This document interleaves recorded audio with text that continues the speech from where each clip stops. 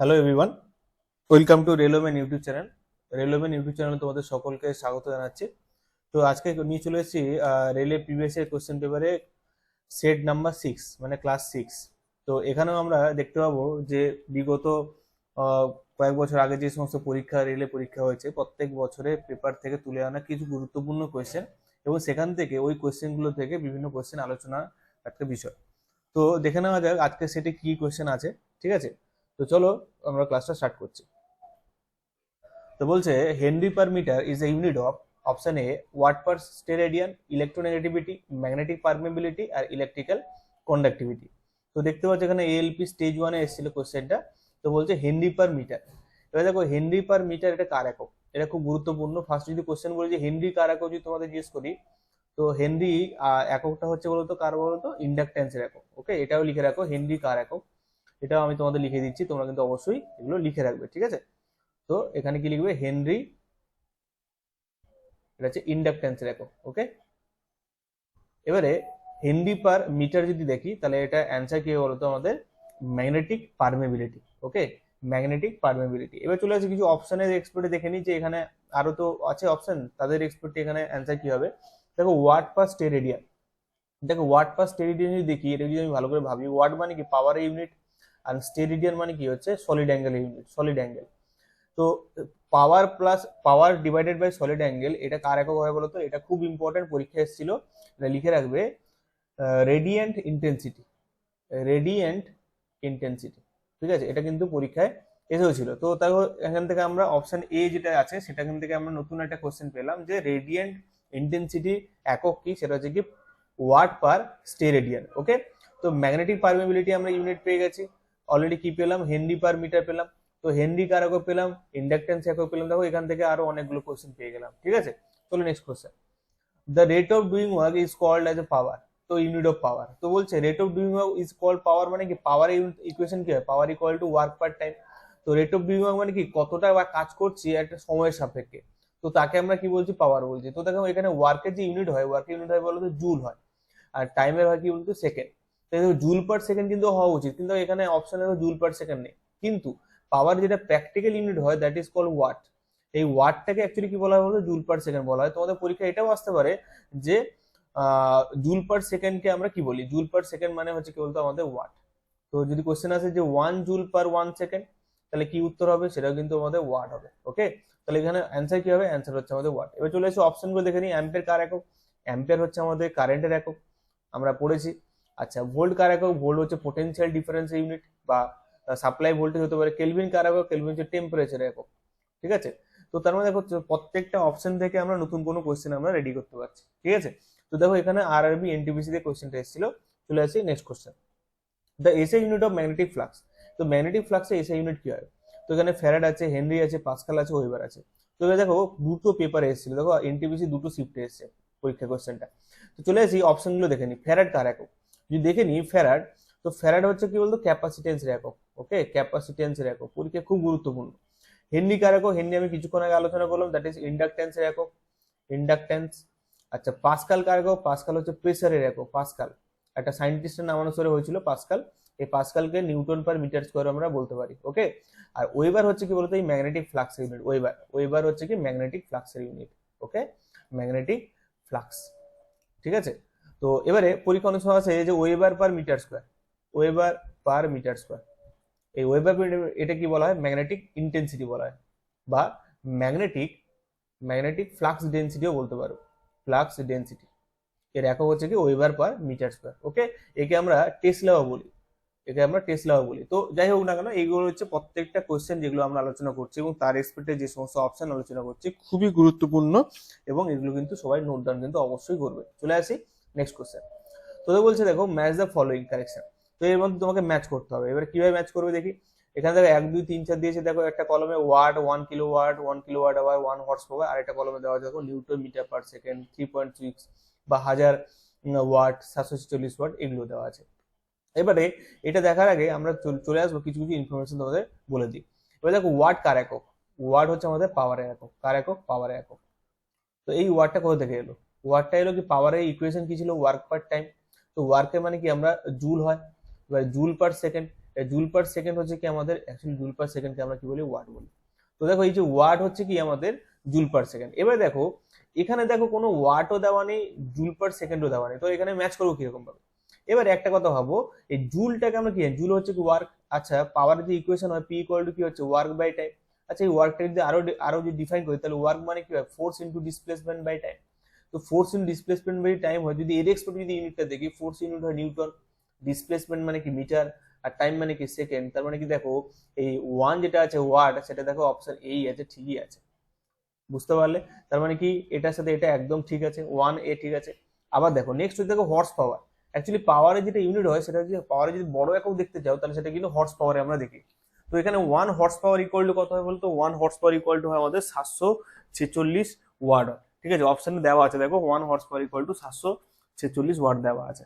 তো দেখে নি এখানে দেখো ওয়ান হর্স পাওয়ার মানে 4 ডি, এটাও কিন্তু ঠিক আছে। তাহলে এখানে লিখে রাখো ওয়ান এইচপি ইকুয়াল টু কত হয়, 746 ওয়াট। ঠিক আছে, তাহলে কি 4 যেটা আছে সেটা ডি, এটাও ঠিক আছে। আচ্ছা এবারে 1 কিলোওয়াট সমান কত হয়, দেখো 1 কিলোওয়াট সমান কত, 1000 ওয়াট হয়। তাহলে কিলোওয়াট 1 কিলোওয়াট সমান কত হয়, 1000 ওয়াট হয়। তো এখানে 1000 ওয়াট আছে, তাহলে কি হচ্ছে 3-এরটা হচ্ছে, 2-এরটা হচ্ছে সি হবে। আর 1 কিলোওয়াট আওয়ার মানে কি, এটা হচ্ছে energy record, that is 3.6 into 10⁶ joule. তাহলে কি হচ্ছে 1 কিলোওয়াট আওয়ারকে আমরা কি বলি বলতো, আমরা বিওটিও বলি, আমরা BOT, board of trade unit, যার ভ্যালু কত হয় 3.6 ইন্টু 10⁶ জুল বলা হয়। ঠিক আছে, তো তার মানে এখানে যদি আমরা পুরোটা কারেকশন করে দেখি, তাহলে কি ওয়ানের এ হবে, 4-এর ডি হবে, 2-এর টি সি হবে এবং 3-এর বি হবে, মানে অপশন এ হচ্ছে কোশ্চেনের কারেক্ট অ্যান্সার। দেখো পরীক্ষা এসেছিল, দেখো আরআরবি এএলপি টেকনিশিয়ানের পরীক্ষায় কোশ্চেনটা এসেছিল। তাহলে দেখো এখানে দেখো 4টে অপশন দেওয়া আছে, 4টে তোমাকে ম্যাচ করতে বলছে, এগুলো প্রত্যেকটাই কিন্তু খুব গুরুত্বপূর্ণ, প্রত্যেকটা কিন্তু পরীক্ষায় আসে কোশ্চেন গুলো। ওকে, তো চলো নেক্সট কোশ্চেন দেখি। তো বলছে 5.6 কিলোওয়াট আওয়ার ইকুয়াল টু কত হবে, 5.6 কিলোওয়াট আওয়ার কত হবে। এবার দেখো এটা তোমাদের জন্য আমি হোমওয়ার্ক রাখছি, কেন আমি অলরেডি একটু বলে দিই যে 1 কিলোওয়াট আওয়ার ইকুয়াল টু কত হয়, 1 বিওটি ইউনিট হয়। এবার 1 বিওটি ইউনিটকে আমরা কত লিখতে পারি, সেটা কিছুক্ষণ আগে দেখলাম 3.6 ইন্টু 10⁶ জুল লিখতে পারি। এবার তোমাকে দেওয়া আছে 5.6 কত হবে, তাহলে এখানে কি হবে 5.6 ইন্টু 3.6 ইন্টু 10⁶ জুল। এবারে যেটা ভ্যালু হবে সেটা তোমার কোশ্চেন রাইট অ্যান্সার হবে। এবার দেখে নাও এখানে অপশন দেওয়া আছে একটা, তোমরা কিন্তু এটা বাড়িতে অবশ্যই করবে। দেখো আরআরবি গ্রুপ ডি কোশ্চেন ছিল এটা, স্ক্রিপ্ট 3-এ। চলে আসি নেক্সট কোশ্চেন।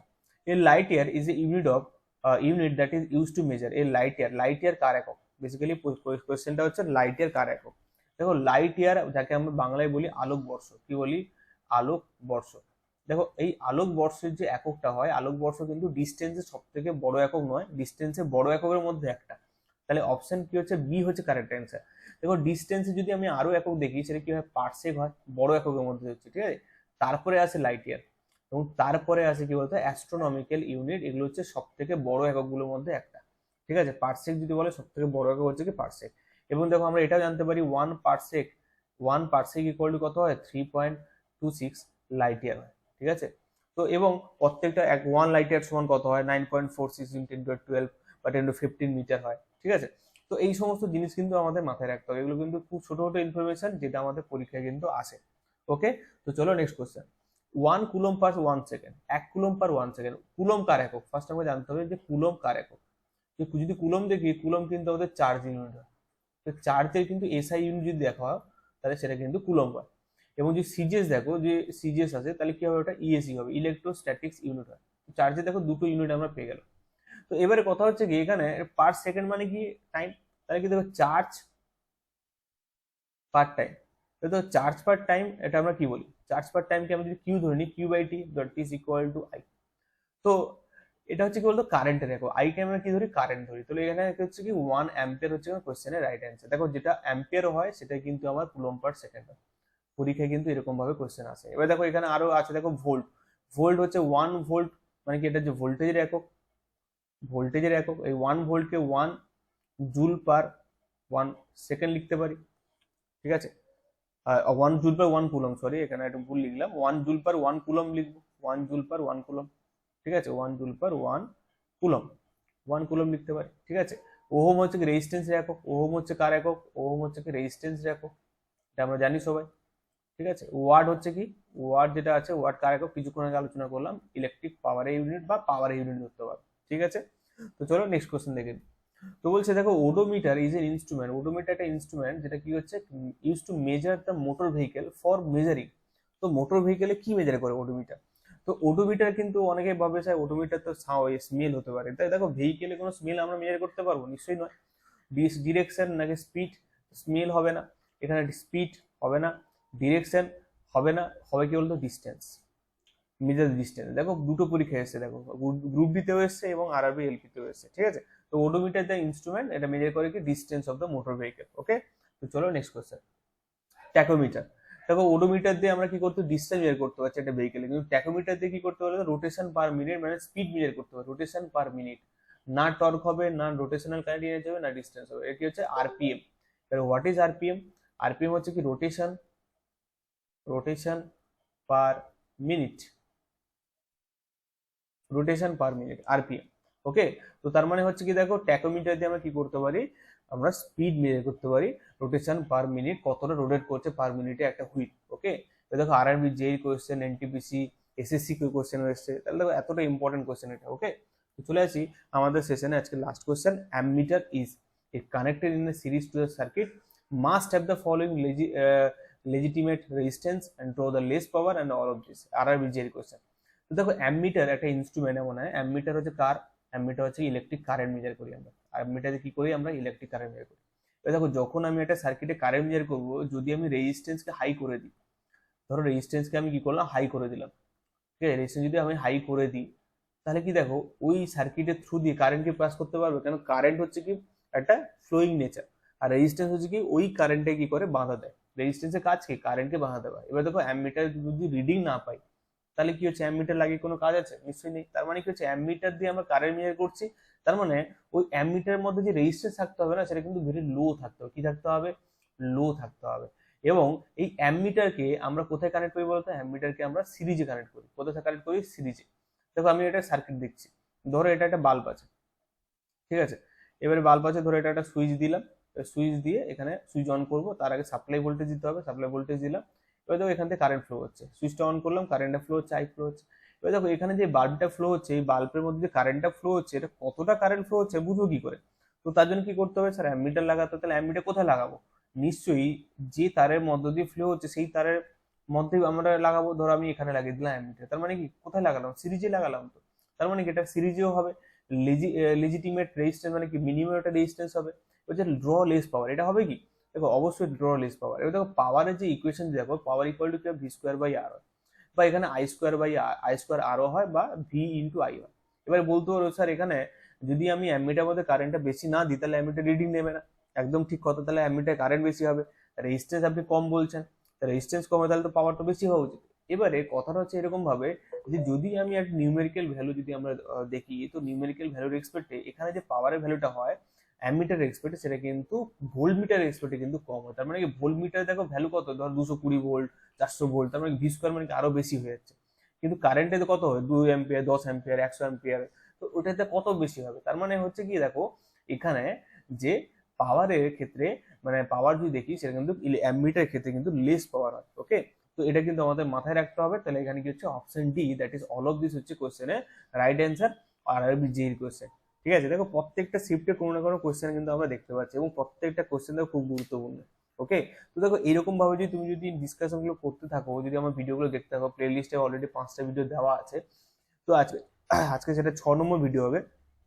যদি তোমরা দেখতে থাকো তাহলে দেখবে তো তোমাদের কিন্তু আস্তে আস্তে কিন্তু সায়েন্সের যে কেমন হয় কোশ্চেন আছে, কি হবে না হবে সেটা কিন্তু ক্লিয়ার হয়ে যাবে। ঠিক আছে, তো এছাড়াও যদি তোমরা কেউ যদি ক্লাস বা যদি পার্সোনাল বা পেড ব্যাচে ক্লাস চাও, তাহলে কিন্তু আমাদের একটা ব্যাচ আমরা লঞ্চ করেছি অলরেডি, অনলাইন ব্যাচ।